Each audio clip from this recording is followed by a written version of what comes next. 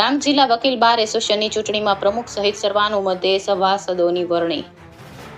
Bar council of ગુજરાતના માર્ગદર્શન હેઠળ સન 2024-25 માટે ડાંગ જિલ્લામાં આહવા ખાતે વંથલી બાર એસોસિએશનની ચૂંટણી પ્રક્રિયા યોજવામાં આવી હતી, જેમાં પ્રમુખ પદ તરીકે રમણભાઈ પી લાખનની સર્વાનુમતે વકીલ એસોસિએશન દ્વારા નિમણૂક કરવામાં આવી હતી, જ્યારે ઉપપ્રમુખ તરીકે નિલેશભાઈ એસ પરદેશી, મંત્રી રાજેશભાઈ વાઘ, ખજાનચી પંડિતભાઈ બાબુલ, લાઇબ્રેરિયન તરીકે વંશિકાબેન એ ભોયેની તમામ વકીલ મિત્ર મંડળ દ્વારા સભાસદોની વરણી કરવામાં આવી હતી.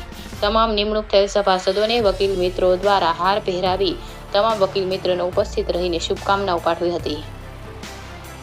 સુશીલ પવાર, ડાંગ.